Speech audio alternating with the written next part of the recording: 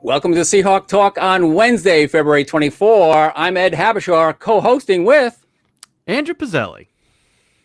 We are here in separate locations. One's in the studio, one's at home, and we'll be joining with guests Holly Kathios from our softball team, Jody Mooradian, our director of athletics, and Cori Hughes, our women's basketball head coach.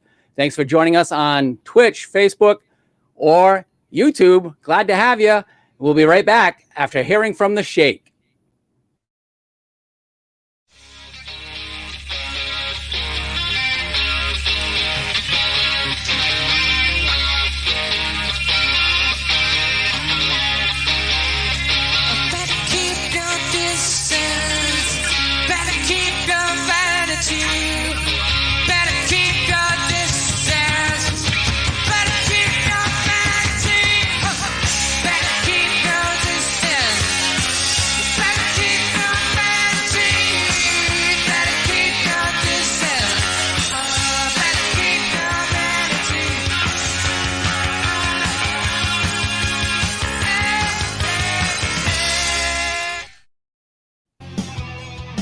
The Sheikh. Andrew, are you still hearing it in your sleep? No, I mean, once a week is okay. I mean, when we were doing Seahawk Talk every single day, the song would be seared into my brain. Once a week, no, I don't feel like it's waking me up in the middle of the night anymore. Well, that's good. It's nice to hear that you're getting a good night's sleep. I am no longer shaken from the Sheikh. Ooh. How have things been going since you won the HGTV Dream House 2021? Well, I mean, I had my lawyer collect the house anonymously, so you weren't supposed to divulge that, Ed. No, just kidding. No, I did not win the HGTV Dream House. Unfortunately not. Though I did find out, I did do some research after the fact, and the whole thing about, if you got that and the taxes and all this other stuff, it would have been, I would not have had to have just flipped it. It would have been affordable, right? It would have been affordable. The taxes would have been high, but it would have been affordable. So, especially price per square foot, all things considered. So. Right, and just the land, the location alone, Andrew, you would have had, well, when we were allowed to be less social distance and more together, you would have had some great parties there. Yeah. Plenty of space. And hey, we'll get back to those big parties. We will have to look it up and see when the announcement is, because who knows? You may be a winner. Yeah, we'll have to find out. Well, trust me, if I win, you will know. You will know. The rest of the world might not. Will I be the first to know? You're somewhere in the top 10. Yeah. Who will be the first to know for Andrew Pizzelli? Oh, if I get the email and say that, I won, I mean, I'm going to go tearing out of this room and tell my girlfriend, like, we're out of here. I got to imagine, well, on those entry forms, it was just by email, right? So, yeah, I don't think my name's there. There were no phone numbers divulged, right? No. So the only way to reach the winner is so maybe I should check my email. I got to go check my Gmail. I'm always on my Salve email. I got to go check the Gmail. Who knows? Maybe a dream house is sitting in your junk folder. My drunk mail. I sounded drunk, but yeah. Maybe that email is sitting right there. It's not. Though I do have an email from my mortgage broker because trying to get a home, definitely not going to be able to afford that home. Well, wish you luck there. It's not for sale, that home. But no. Today we were supposed to feature 4 guests. One of our guests couldn't make it, and we're sorry we're going to be missing Zech Klann from our screen, but we can showcase what happened not only 41 years ago, but 3 years ago. This is a historical week in the annals. Our men's ice hockey team got to visit Lake Placid 3 years ago. You were with them on that trip. But 41 years ago in Lake Placid, the Winter Games featured a run for the gold for the USA Olympic men's ice hockey team. You weren't alive then, Andrew, and I was, but you have a nice connection with that history. Let's talk about that for a little bit.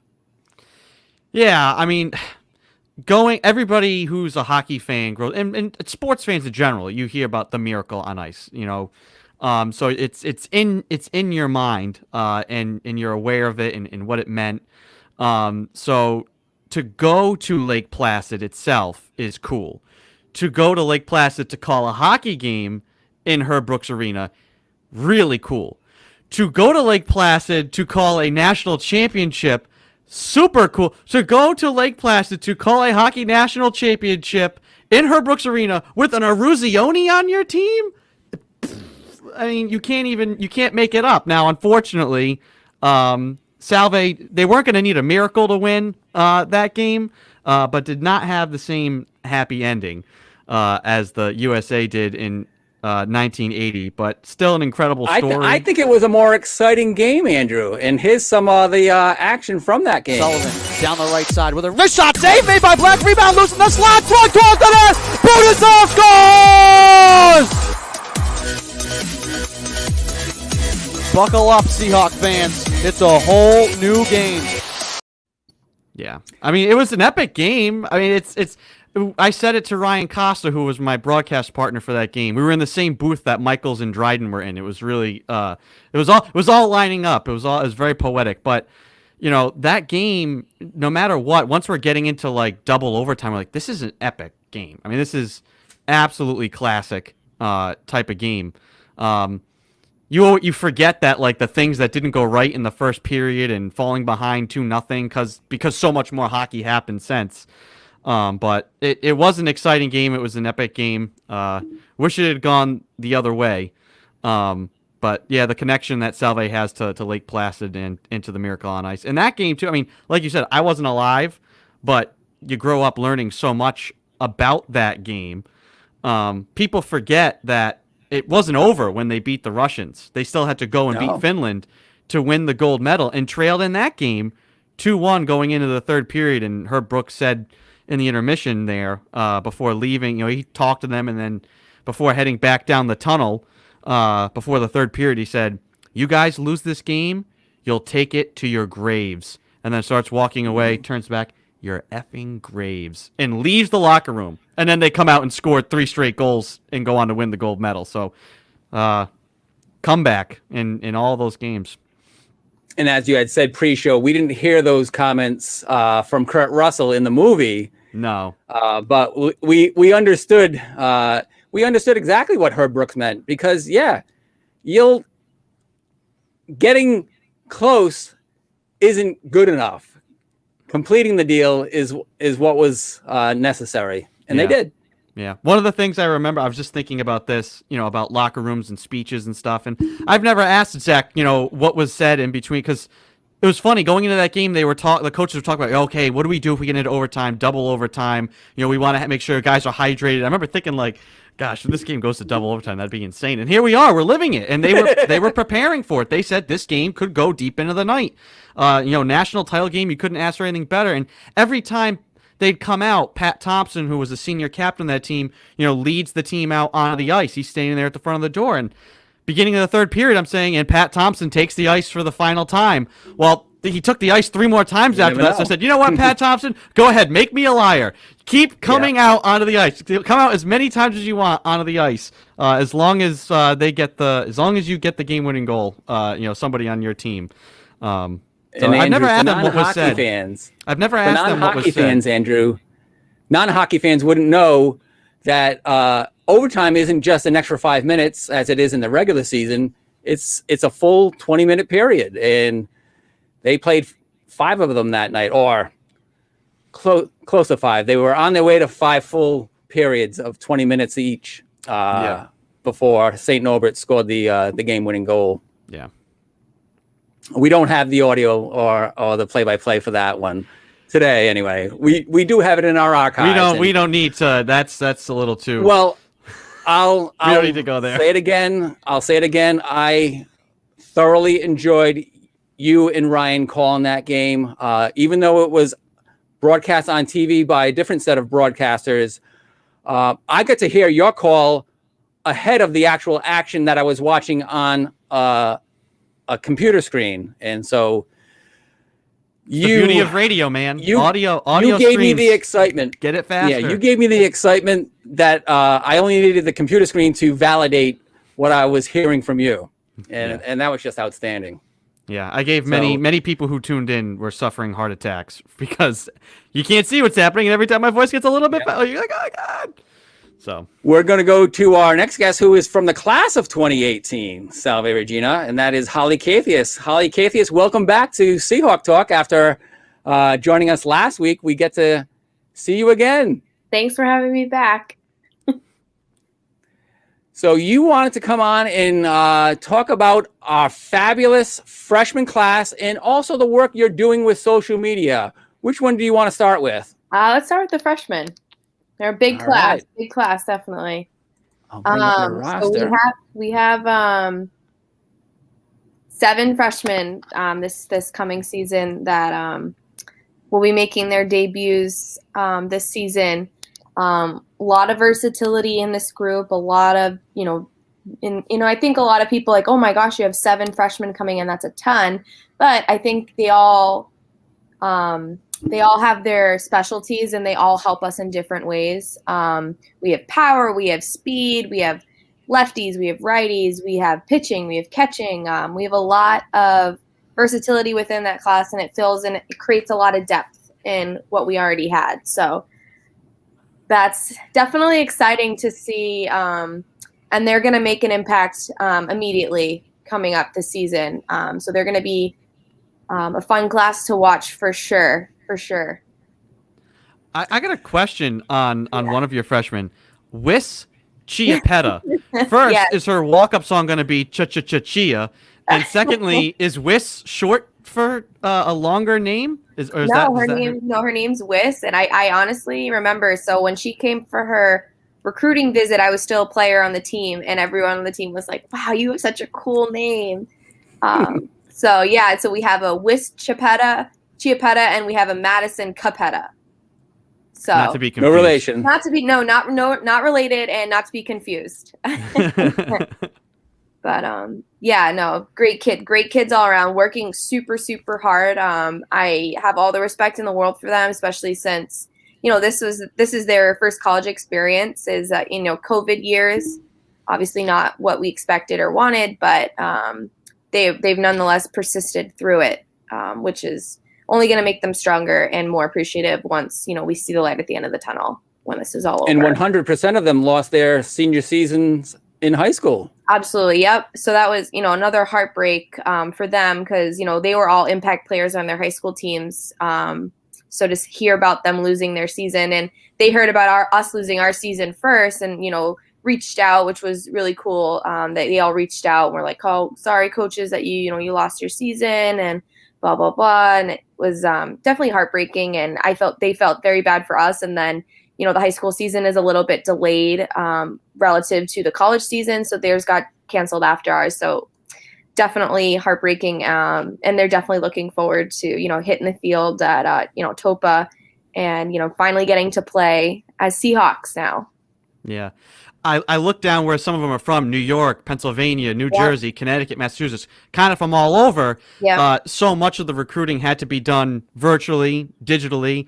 A big part of that, all these kids now, social media is the big thing. Yep. And I know you've been a big part of that. So talk about what that's been like. Probably, I know you were probably social media savvy to begin with, but trying to now create content instead of just posting for yourself trying to brand and promote a team. Yeah. So one of the big things that's come out of this COVID is, having to utilize social media for recruiting purposes. There's 2 aspects to that. So you can look at it as, as a player trying to get recruited by coaches. So trying to post content about, how here's a lesson here's video from my hitting lesson or my pitching lesson, or here's some clips from games. And what a lot of recruits have been doing is, tagging social media. So like they'll tag Salve Softball, they'll tag my personal Twitter, they'll tag other schools. So in order to, get on people's radars as a school, we have to have a social media account first and, have to, promote our program and what we're all about when they're not able to come to camps and they're not able to come to campus and they're not able to see games. So creating kind of, the environment that we have and we've created here, and making it digital basically is what, we've been trying to get at, just trying to utilize different things. So, beginning of summer, we put out there, like send us your videos, send us, tag us on Twitter, send us emails, send us your game links. That's been another big thing. A lot of teams have started live streaming their games so that coaches can tune in and watch, which has been kind of cool. But you wouldn't believe, like, I'm like, oh my gosh, move your hair. I have no idea what your number is. Yep. The long braids. I'm like, who are you? Hey, now you know what it's like to be a broadcaster. Yes, absolutely. Who is that? Oh, I'll just say the mascot name, I guess. Yes. But another thing too is like, so at the end of the summer, or actually during the summer, there were no restrictions for Division IIIs to go out to recruit. So Coach Janelle and I were able to go out there and recruit. And something that we had to, be cognizant of was, sitting behind the backstop and looking up and having like 4 or 5 cameras like on the backstop being like, okay, we have to be careful like what we're saying, or, like people can hear us. Not that we were saying anything bad, but like, I'm sure grandma and grandpa are tuning in. They don't want to hear like our side conversations of, what we're having for lunch or anything like that. But, it's just a different environment for sure. It's, everything's on camera, and I'm sure that's very stressful for a lot of, athletes. All the good things and all the bad things are, are memorized, So, but it's definitely been something that I think will continue when COVID's done. I think there are definitely some advantages to it, but I know a lot of Division II and Division I coaches are, and as Division III coaches, once it's a little bit safer, are going to want to, be out there traveling and being at more games. And there's just something about being there in person that you can't get over, internet.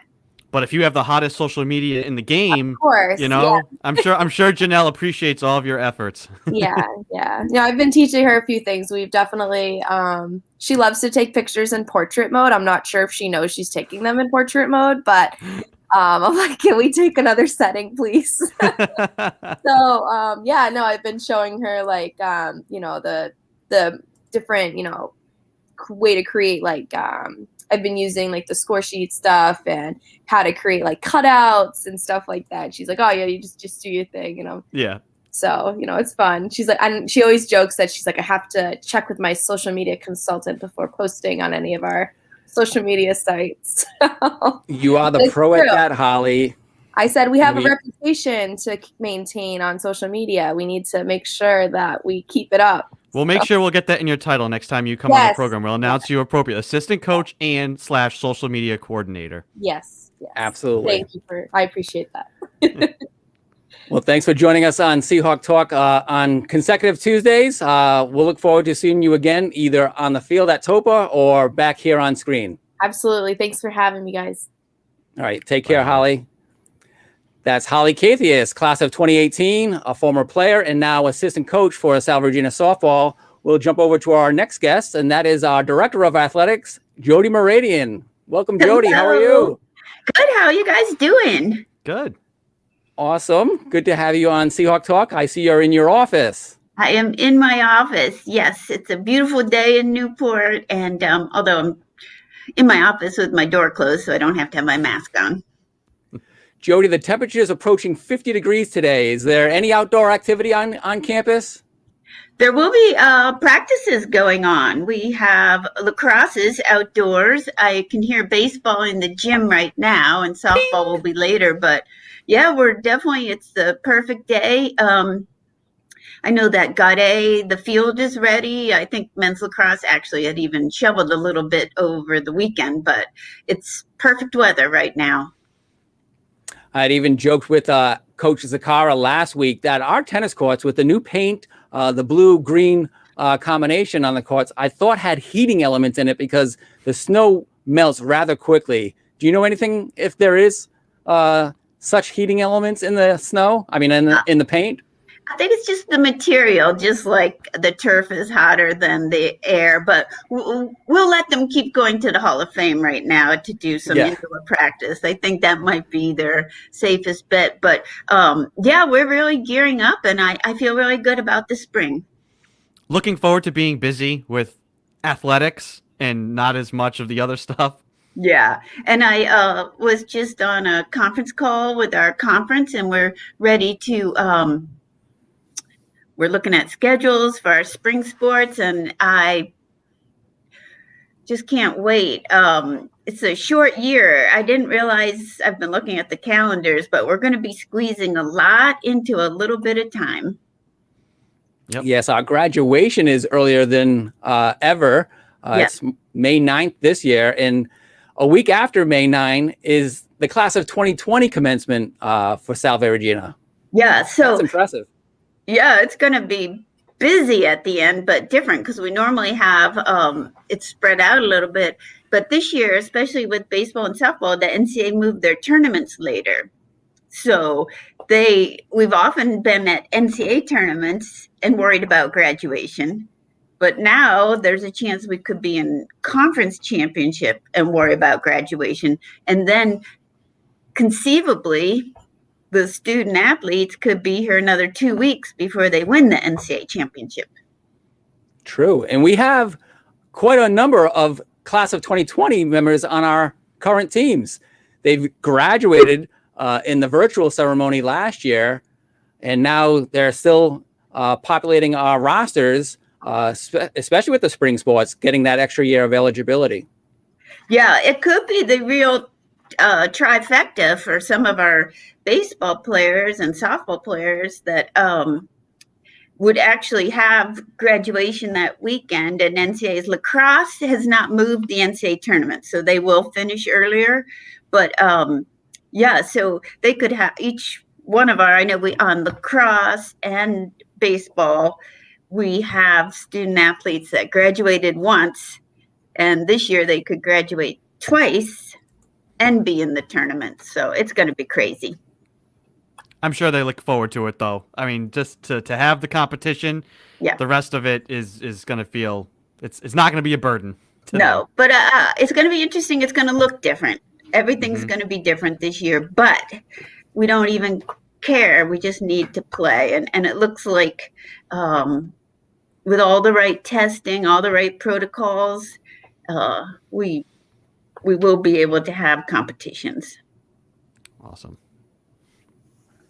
I'm not sure where Ed is gone. we lost Ed. I don't know. It's usually me you lose with some misstep. My camera shut off. I had lost my browser before we went to Holly. So it's a lesson in futility today with the different technology that we have. Yeah. Chrome browser's been quitting.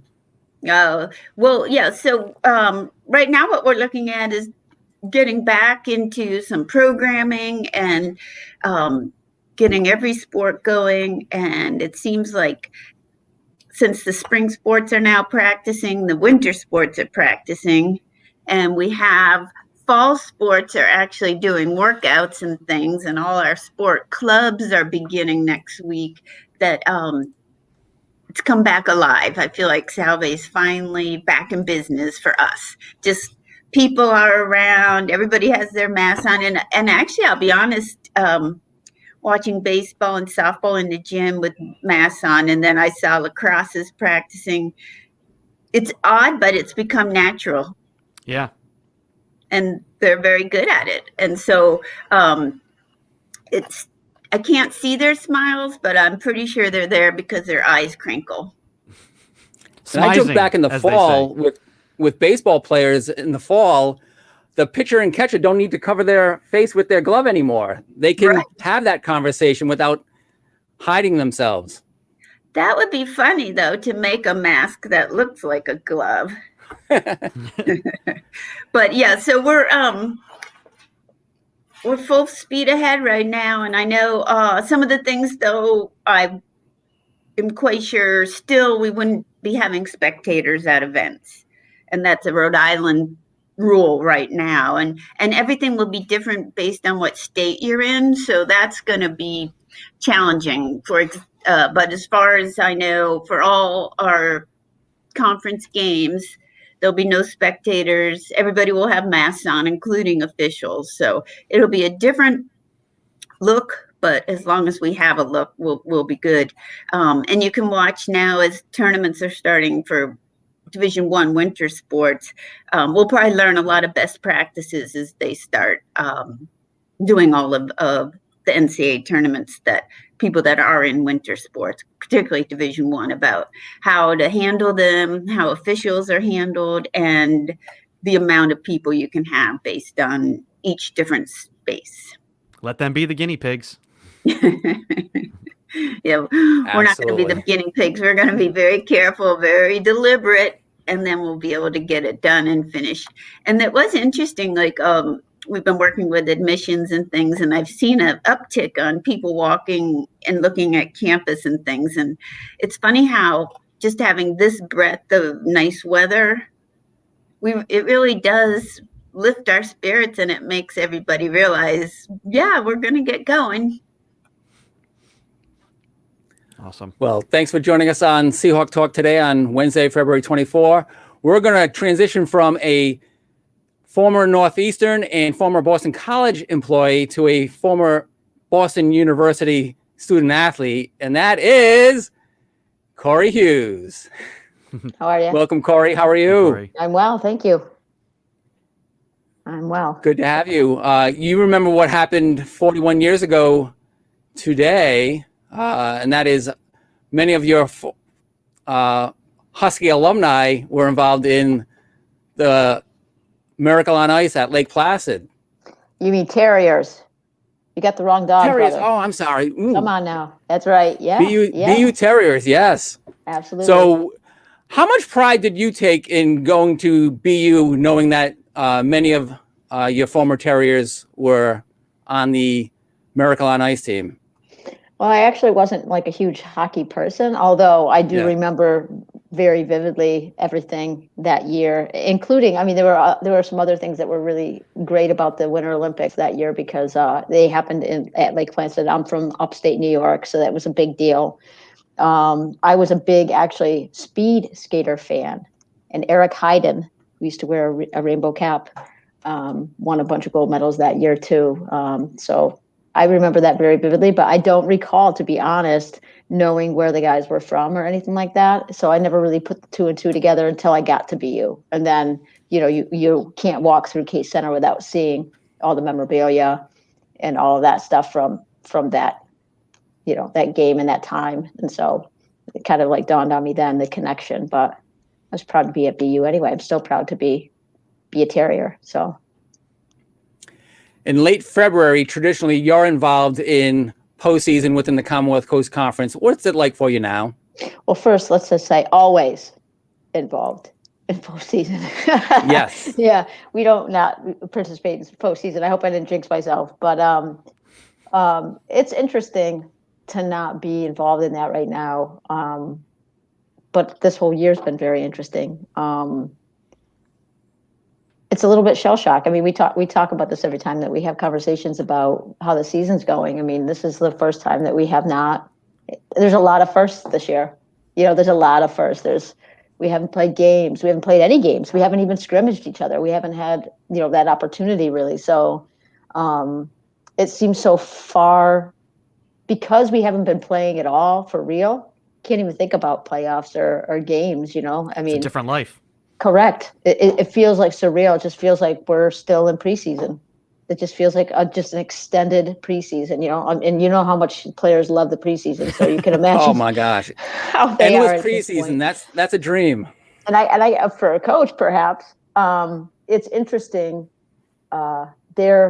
Yesterday we had practice and we were doing a drill. We can only do certain things. And the contact that we have is very limited. It's short periods of time.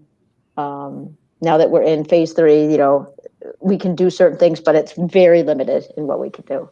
and we were doing a drill that they were allowed to do some contact. And boy, you couldn't stop. I had to continue to tell them to stop doing what they were doing because they just kept wanting to move on. You know, they wanted to play. They just want to play. And whenever you give them like a little taste of that, it's just like you could feel the horses pulling, you know. Yeah. And I love how excited they are, and I'm excited that we're really hoping that we're going to get the opportunity to do some things in the next couple of weeks, and they're going to have some kind of experience other than practice. And I know that they're looking forward to that. I know I am. But they've been, and I want to say this, and who knows if any of them are watching, but I'm really proud of them, because I think this is extremely hard. And we also in the past have talked about this, and I know that you and I have, Andrew, and that's, for us, this is a real inconvenience. It's, hard as a competitor.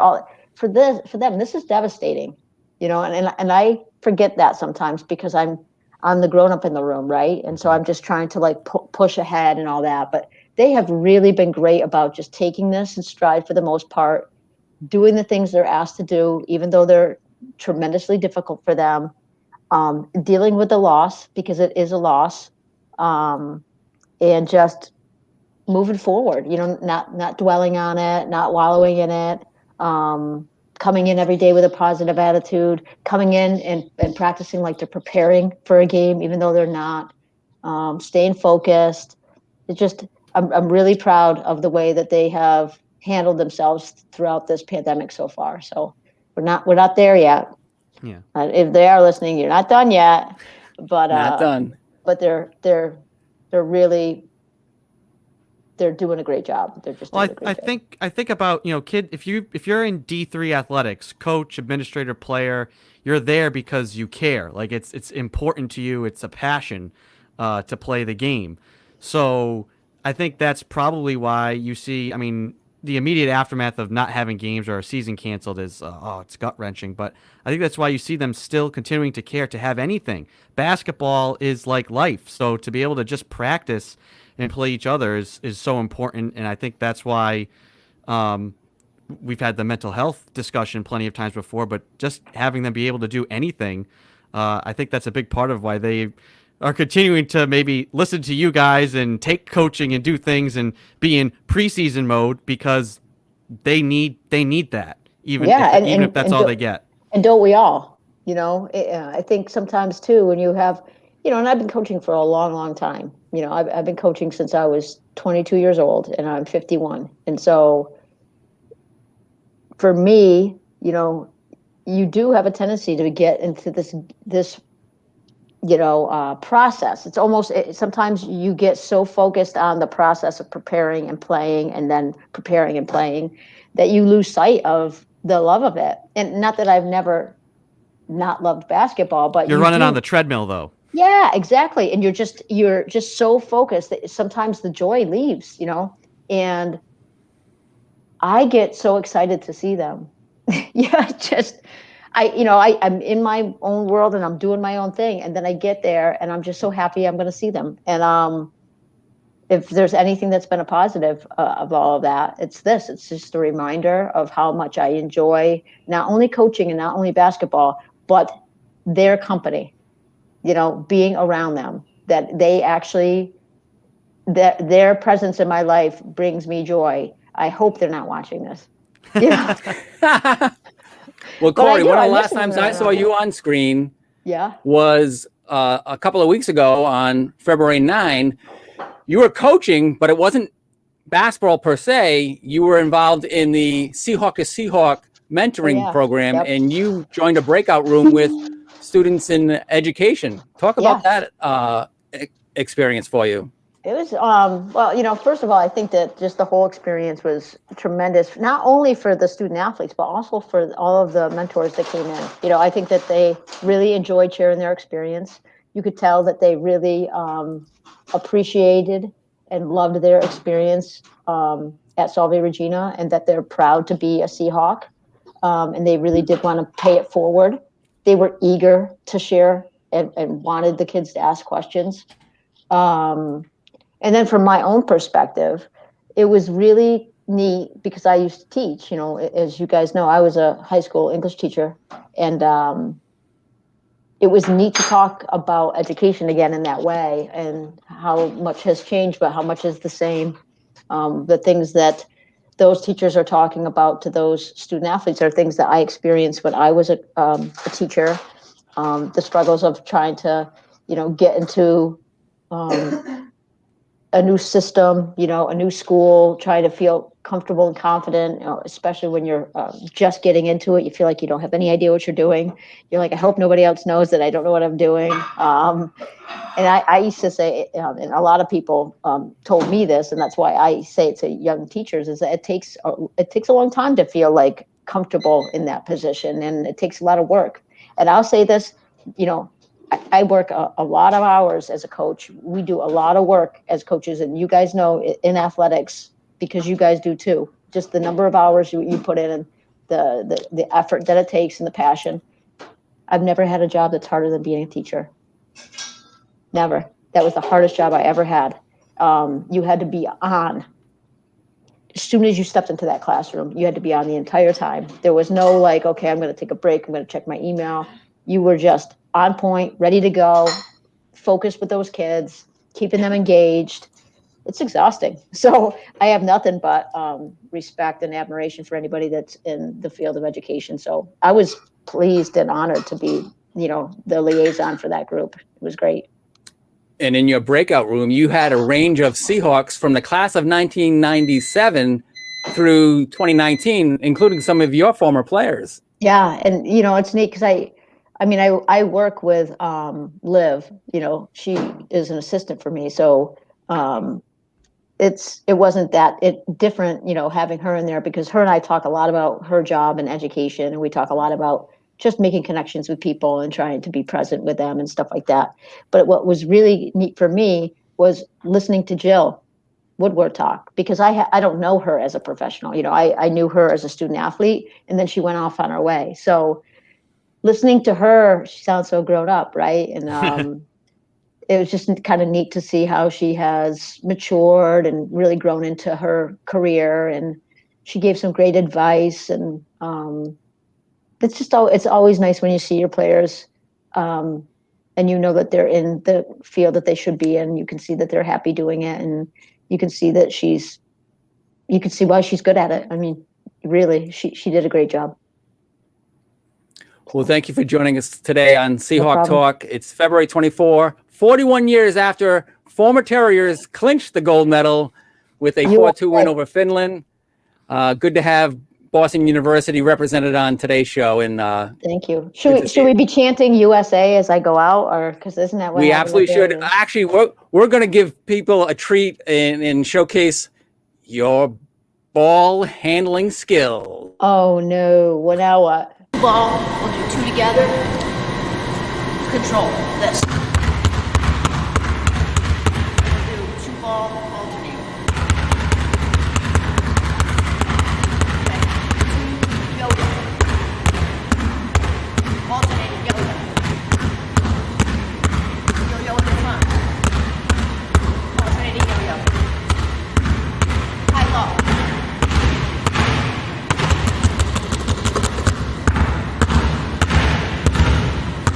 Alternating high-low.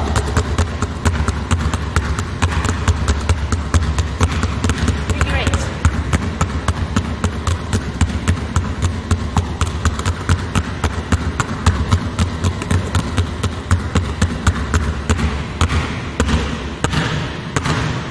Sitting.